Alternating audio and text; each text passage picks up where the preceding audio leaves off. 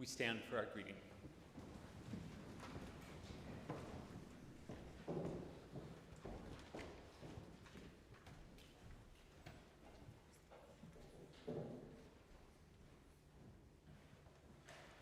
The sound of faith echoes strange this night, cries widening into wails. A question's urgent ascent becomes a squall.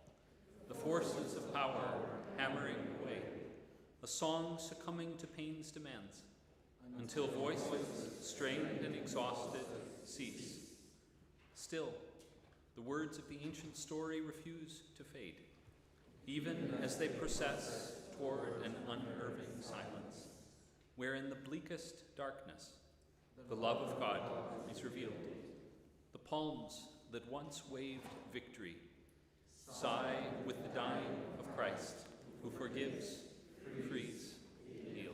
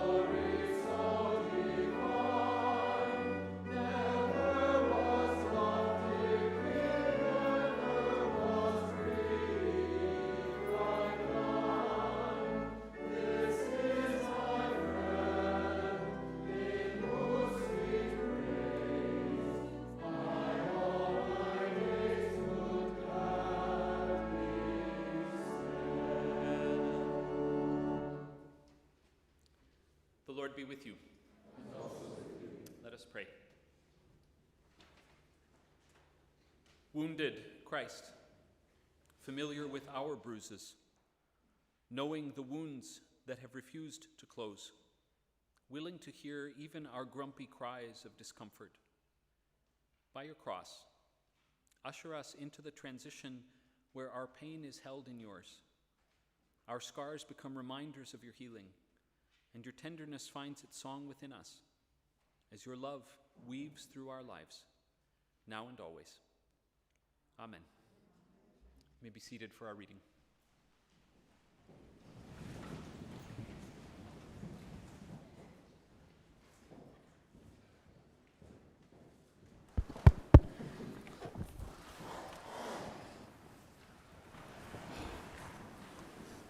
A reading from the prophet Isaiah. See, my servant shall prosper.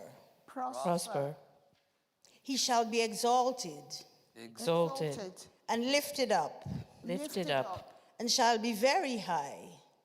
My servant shall be exalted, lifted up, very high. Just as there were many who were astonished at him, so marred was his appearance, beyond human semblance, and his form beyond that of mortals. So he shall startle many nations. Kings shall shut their mouths because of him, for that which had not been told them, they shall see. And that which they had not heard, they shall contemplate. Who has believed what we have heard? And to whom has the arm of the Lord been revealed?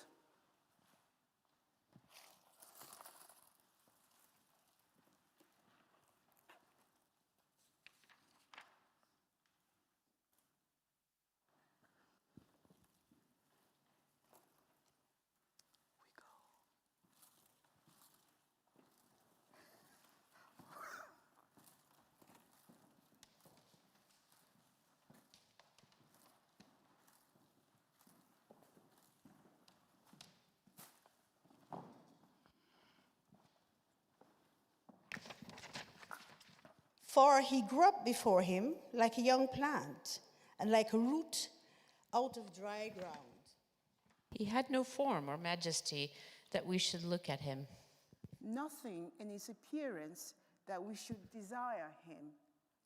He was despised And rejected by others. A man of suffering, And acquainted with infirmity. and as one from whom others hide their faces, he was despised. And we held him of no account. surely he has borne our infirmities. And carried our diseases. Yet we accounted him stricken, struck down by God, and afflicted. But he was wounded for our transgressions. Crushed for our iniquities. Upon him was the punishment that made us whole. And by his bruises we are healed. All we like sheep have gone astray. We have all turned to our own way. And the Lord has laid on him the iniquity of us all. He was oppressed and he was afflicted, yet he did not open his mouth. He did not open his mouth. Like a lamb that is led to slaughter, and like a sheep that before its shearers is silent. So he did not open his mouth.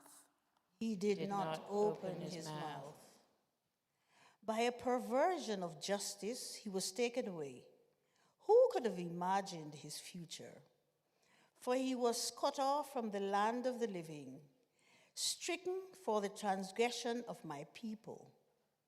They made his grave with the wicked and his tomb with the rich. Although he had done no violence and there was no deceit in his mouth. Yet it was the will of the Lord to crush him with affliction. When you make his life an offering for sin, he shall see his offspring and shall prolong his days. Through him the will of the Lord shall prosper. Prosper. Out of his anguish he shall see light. Light, He shall find satisfaction. satisfaction through his knowledge.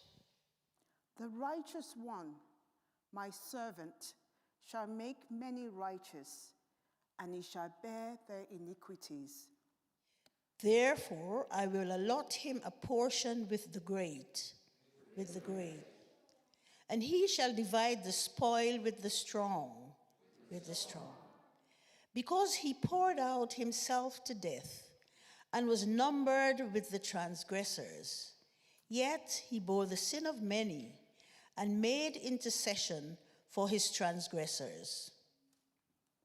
The word of the Lord.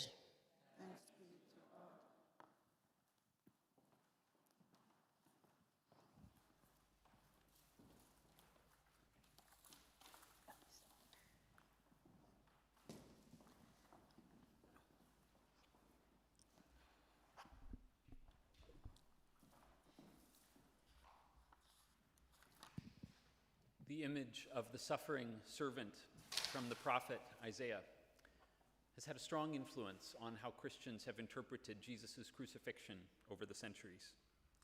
By his stripes we are healed. He was wounded for our transgressions. The Lord has laid on him the iniquity of us all. But tonight we note something less often emphasized in this text. For the prophet Isaiah, God pays attention to those who suffer.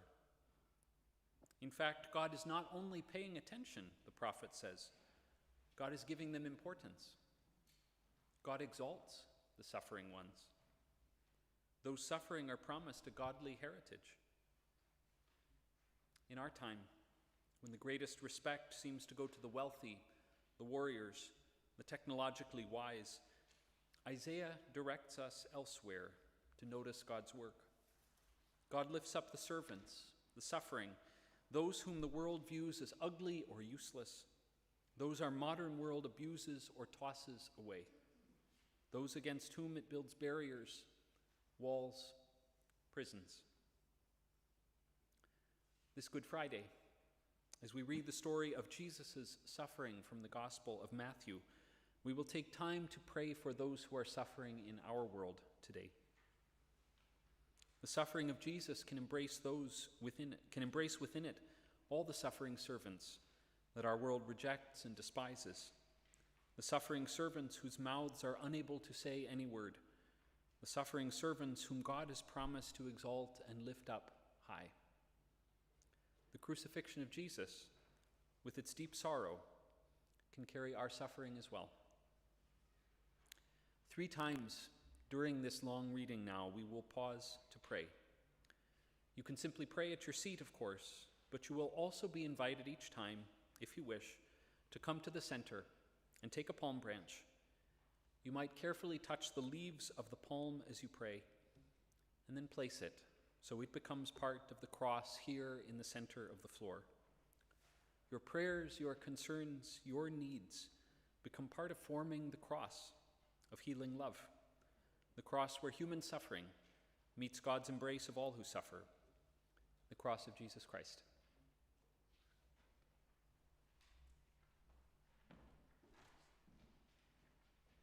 The Holy Gospel according to Matthew. Glory to you, Lord. Then one of the 12, who was called Judas Iscariot, went to the chief priests and said, "What will you give me if I betray him to you?" They paid him 30 pieces of silver. 30 pieces of silver. 30 pieces. 30. And from that moment, he began to look for an opportunity to betray him. On the first day of unleavened bread, the disciples came to Jesus, saying, "Where do you want us to make the preparations for you to eat the Passover?" He said, "Go into the city to a certain man and say to him, 'The teacher says, my time is near. I will keep the Passover at your house with my disciples.'" So the disciples did as Jesus had directed them, and they prepared the Passover meal. When it was evening, Jesus took his place with the 12, and while they were eating, he said, "Truly I tell you, one of you will betray me. One of you. One of you. You. And they became greatly distressed and began to say to him one after another, Surely not I, Lord. Surely not I. Surely Lord. not I, Lord. Surely not I, Lord. Jesus answered, The one who has dipped his hand into the bowl with me will betray me. The Son of Man goes as it was written of him, but woe to that one to whom the Son of Man is betrayed. It would have been better for that not one to have been born. Judas, who betrayed him, said, Surely Not. I.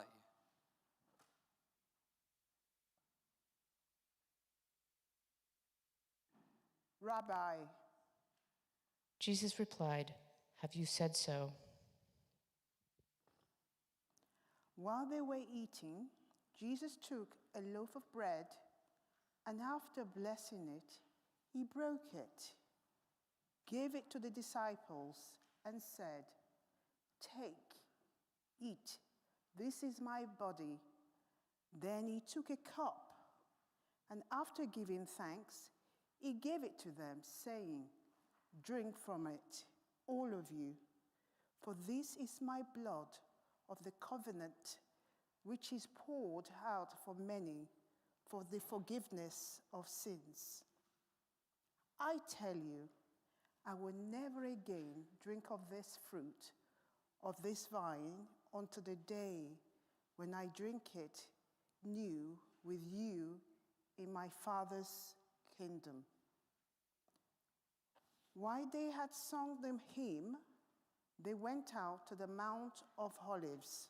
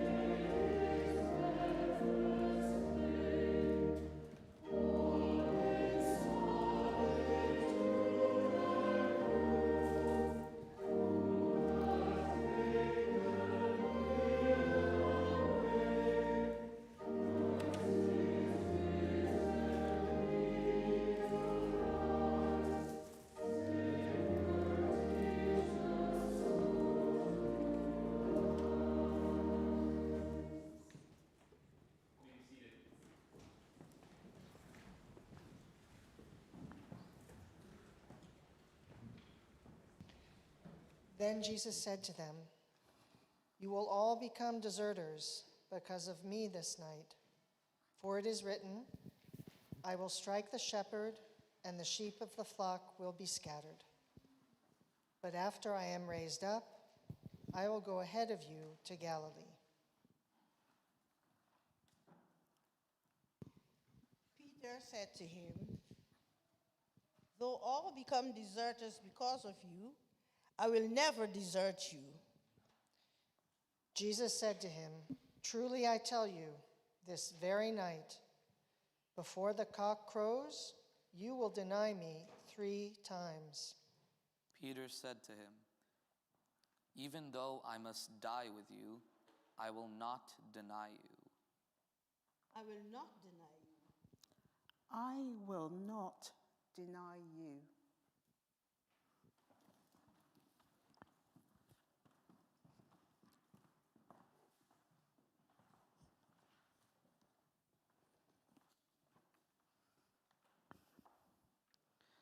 Then Jesus went with them to a place called Gethsemane, and he said to his disciples, "Sit here while I go over there and pray."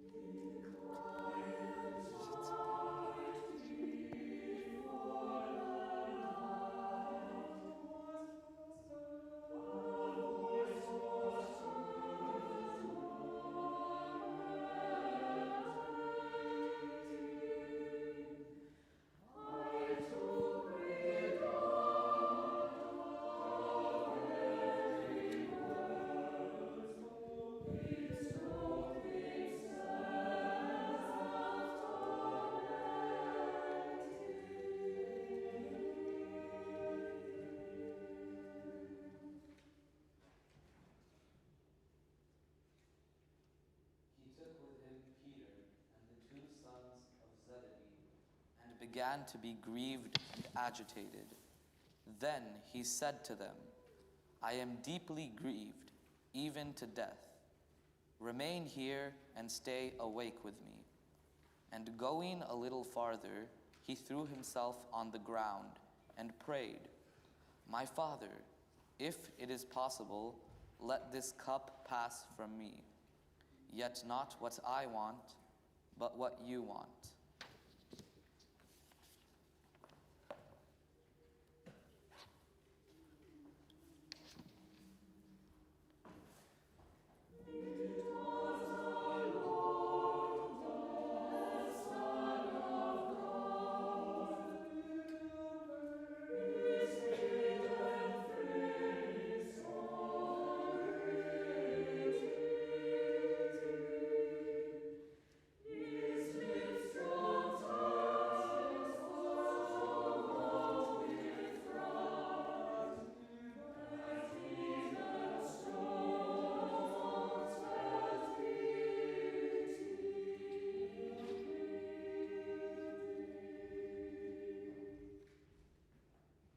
Then Jesus came to the disciples and found them sleeping.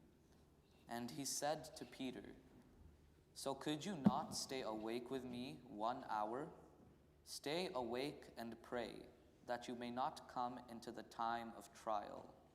The spirit indeed is willing, but the flesh is weak." Again, he went away for the 2nd time and prayed, "My Father, if this cannot pass unless I drink it, your will be done."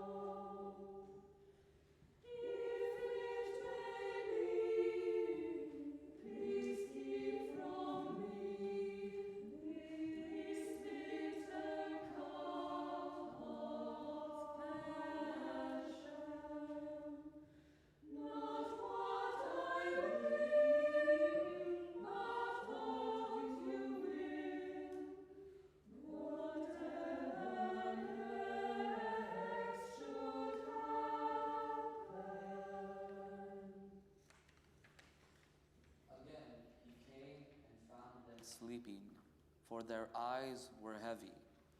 So leaving them again, he went away and prayed for the third time, saying the same words. Let this cup pass. Let this diagnosis be proved wrong. Let this punishment be overturned. Let this hunger stop. Let this abuse end. The prayer of Jesus becomes one with the prayers of all suffering humanity. The prayers of those who suffer become one with the prayers of Jesus. Let this cup pass. This is now the first invitation to come forward to the cross and pray. There will be two more. You're invited to take a palm branch and find a place somewhere around the cross. Pray for a moment with the palm and then place it so that it and your prayers become part of the cross. This night, for what or for whom might you pray, let this cup pass. Surely the suffering servant bears our infirmities and carries our diseases. There are plenty of places on the floor where you might pray, and where your prayers become part of the prayers of Jesus on his way to the cross. Come and pray.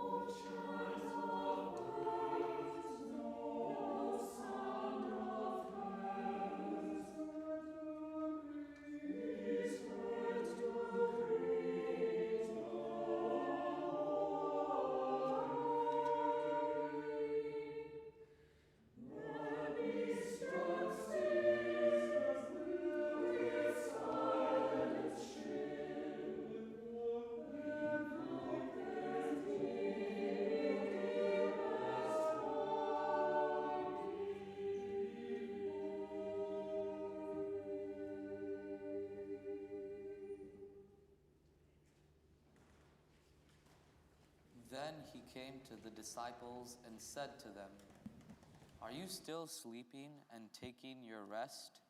See, the hour is at hand, and the Son of Man is betrayed into the hands of sinners. Get up, let us be going. See, my betrayer is at hand." While he was still speaking, Judas, one of the 12, arrived. With him was a large crowd, with swords and clubs, from the chief priests and the elders of the people. Now the betrayer had given them a sign, saying, "The one I will kiss is the man. Arrest him." At once he came up to Jesus and said, "Greetings, Rabbi," and kissed him.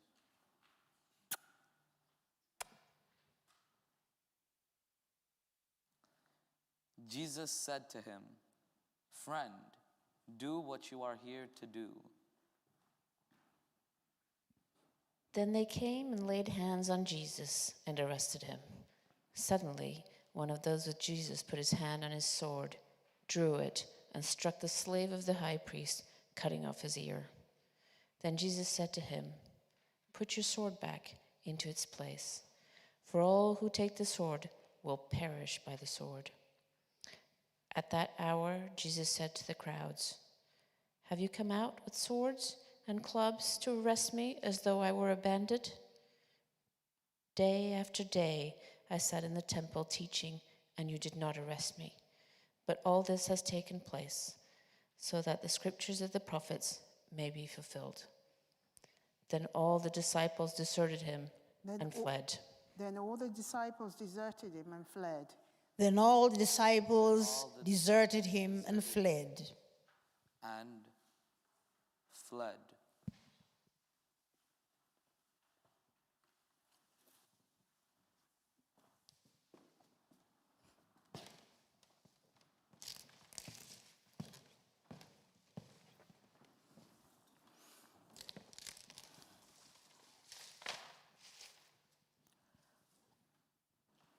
Those who had arrested Jesus took him to Caiaphas, the high priest, in whose house the scribes and the elders had gathered.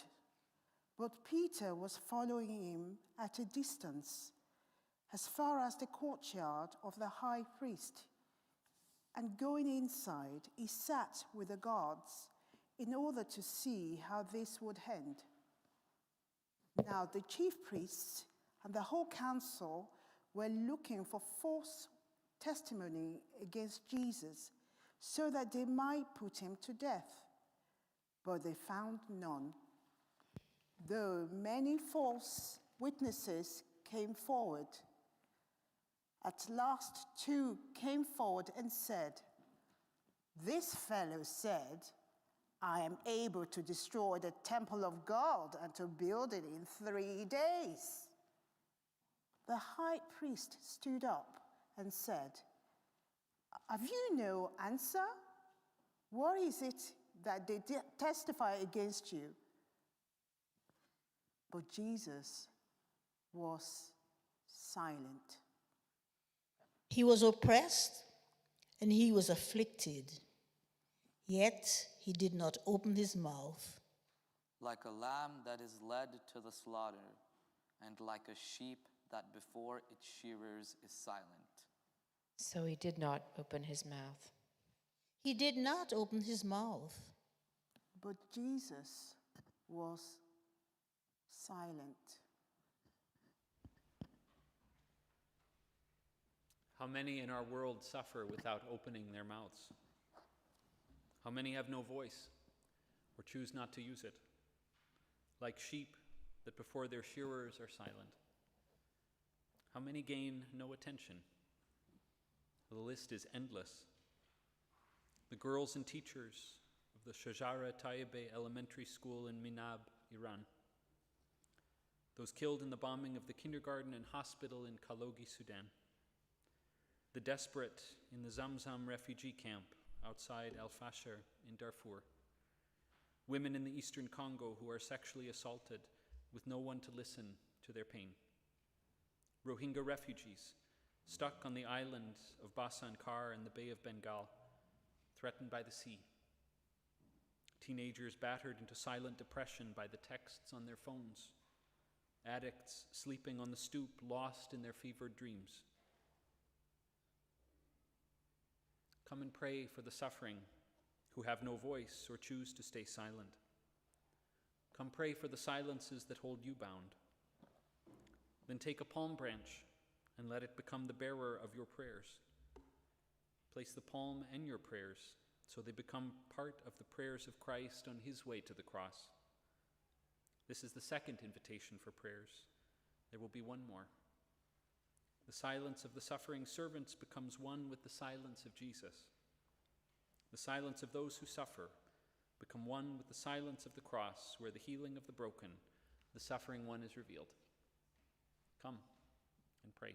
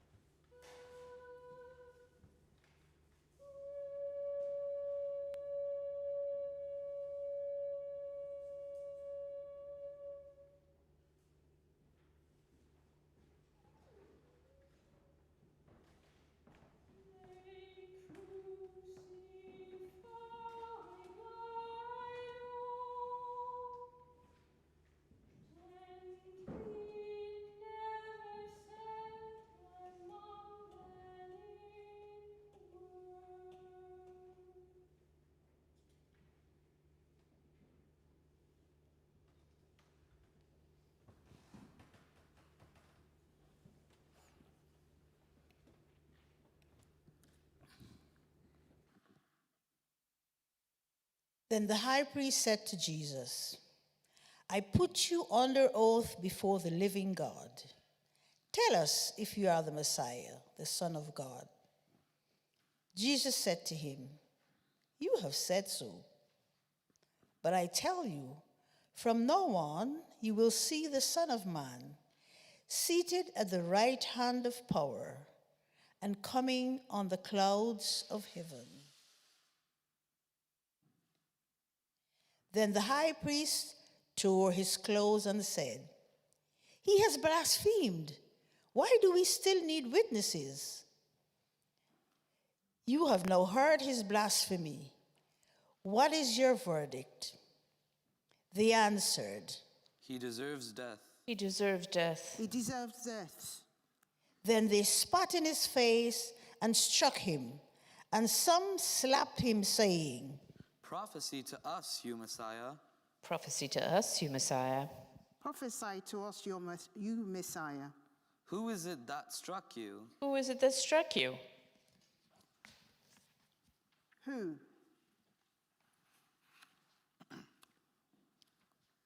Now Peter was sitting outside in the courtyard. A servant girl came to him and said, "You also were with Jesus the Galilean." But he denied it before all of them, saying, "I do not know what you are talking about." When he went out to the porch, another servant girl saw him, and she said to the bystanders, "This man was with Jesus of Nazareth." Again, he denied it with an oath, "I do not know the man." After a little while, the bystanders came up and said to Peter, "Certainly you are also one of them, for your accent betrays you." Then he began to curse, and he swore an oath, "I do not know the man." At that moment, the cock crowed.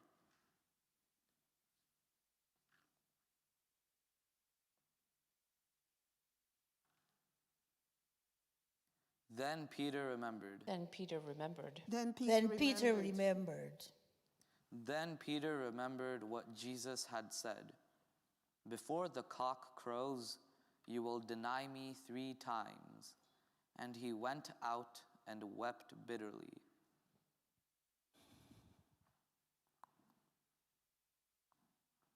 When morning came, all the chief priests and elders of the people conferred together against Jesus in order to bring about his death. They bound him, led him away, handed him over to Pilate the governor.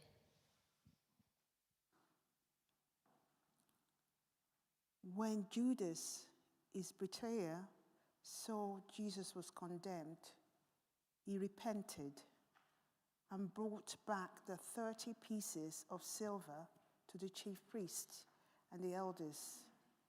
He said, "I have sinned by betraying innocent blood." But they said, "What is that to us? See to it yourself."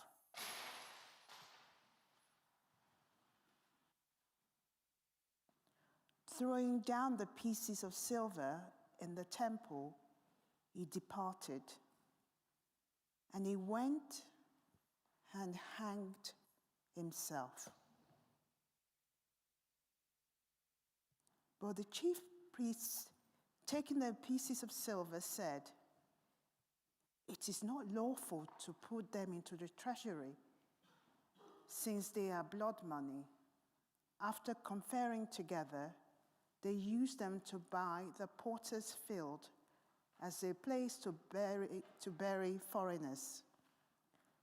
For this reason, that field has been called the Field of Blood to this day. Then was fulfilled what had been spoken through the prophet Jeremiah. And they took the 30 pieces of silver, the price of the one on whom a price had been set, on whom some of the people of Israel had set a price. And they gave them for the potter's field as the Lord commanded me.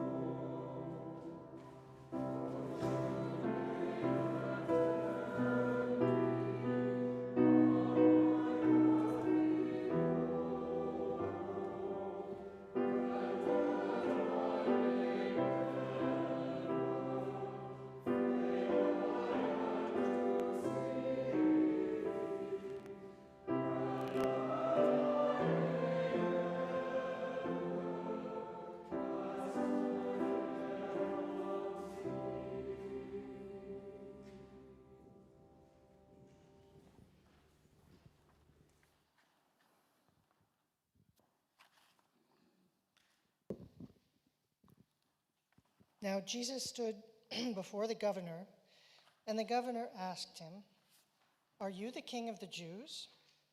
Jesus said, "You say so." But when he was accused by the chief priests and elders, he did not answer. He was oppressed and he was afflicted, yet he did not open his mouth. Like a lamb that is led to slaughter, and like a sheep that before its shearers is silent. So he did not open his mouth. Then Pilate said to him, "Do you not hear how many accusations they make against you?" But he gave him no answer, not even to a single charge, so that the governor was greatly amazed. So he shall startle many nations. Kings shall shut their mouths because of him.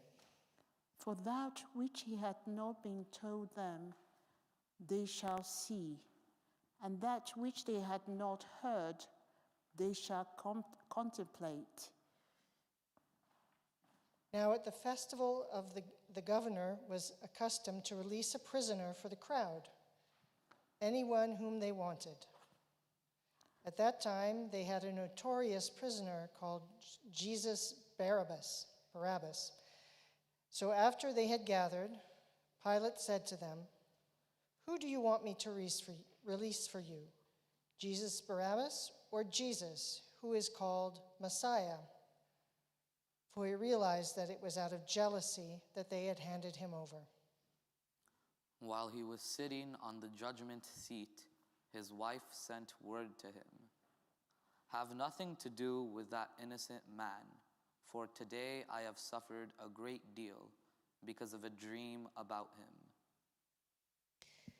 Now the chief priests and the elders persuaded the crowds to ask for Barabbas and to have Jesus killed. The governor again said to them, "Which of the two of you do you want me to release for you?" And they said, "Barabbas."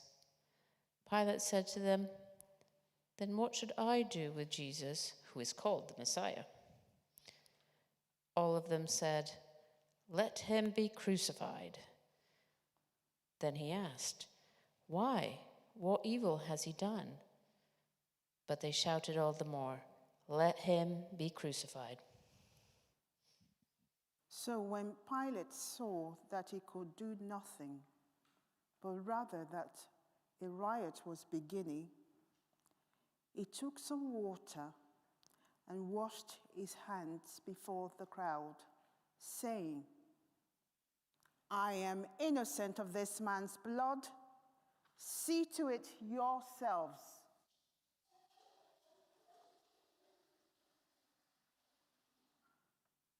So he released Barabbas for them, and after flogging Jesus, he handed him over to be crucified.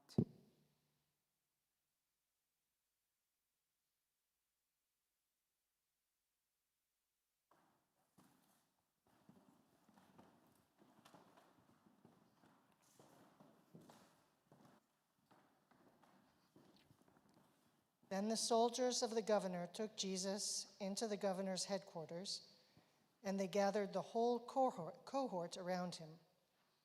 They stripped him and put a scarlet robe on him, and after twisting some thorns into a crown, they put it on his head.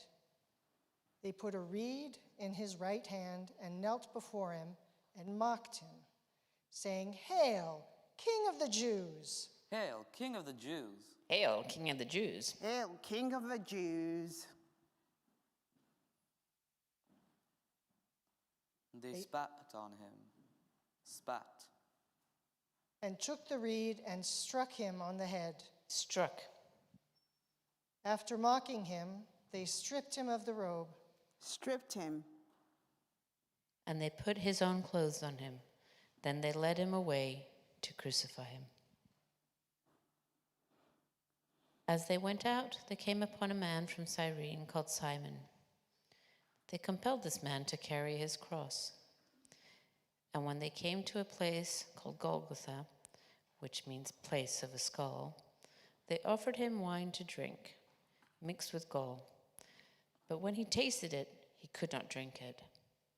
And when they had crucified him, they divided his clothes among themselves by casting lots. Then they sat down there and kept watch over him. Over his head they put the charge against him, which read, This is Jesus. that King. Of the Jews. Then 2 bandits were crucified with him, one on his right and one on his left. Those who passed by derided him, shaking their heads and saying, You who would destroy the temple and build it in 3 days, Save yourself. Save yourself. Save yourself. if you are the Son of God, come down from the cross. Come down from the cross. Come down from the cross. Come down. In the same way, the chief priests also, along with the scribes and elders, were mocking him, saying, He saved others. He cannot save himself. He is the King of Israel. Let him come down from the cross now. And we will believe in him. And we will believe him. And we will believe in him. In him. He trusts God. Let God deliver him now. If he wants to. If he wants to. If he wants to. For he said, I am God's son. He was despised. And rejected. We held him of no account. The bandits who were crucified with him also taunted him in the same way.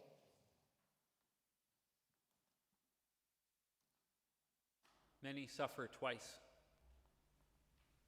Something goes horribly wrong, and then they are mocked, abused, bullied because of their struggle. He trusted in God. Let God deliver him. Must have tasted as bitter as the wine mixed with gall.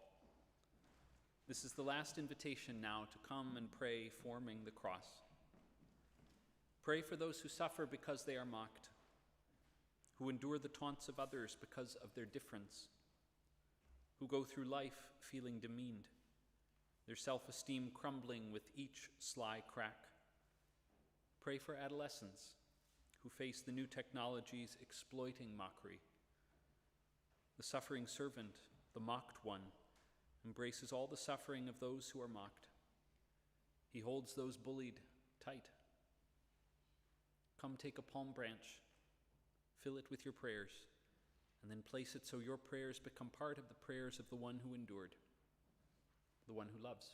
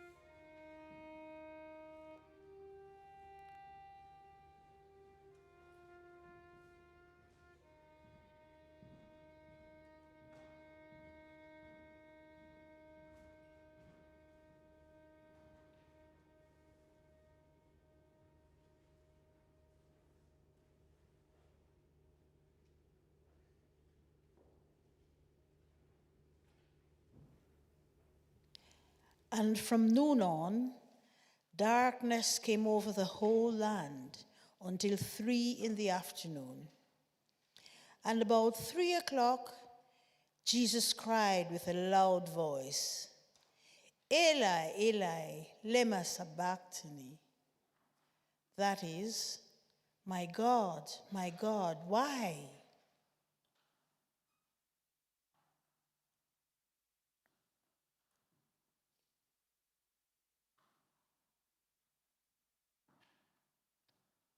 Why? Why? Why?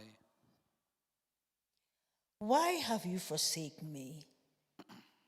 When some of the bystanders heard it, they said, "This man is calling for Elijah." At once, one of them ran and got a sponge, filled it with a sour wine, put it on a stick, and gave it to him to drink.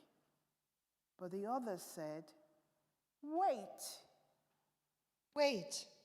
Wait, let us see. Let us see. let us see whether Elijah will come to save him." Then Jesus cried again with a loud voice and breathed his last.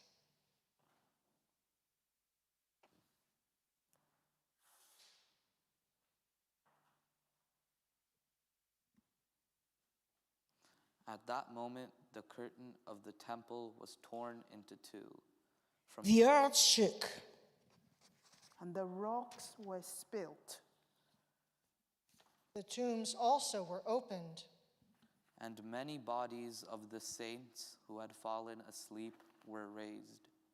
after his resurrection, they came out of the tombs and entered the holy city and appeared to many. Now when the centurion and those with him who were keeping watch over Jesus saw the earthquake and what took place, they were terrified and said, "Truly, truly, Truly, this man was God's this man son." was God's This son. man was God's son. this man was God's son. Many women were also there, looking on from a distance. They had followed Jesus from Galilee and had provided for him. Among them were Mary Magdalene, And Mary, the mother of James and Joseph, And the mother of the sons of Zebedee.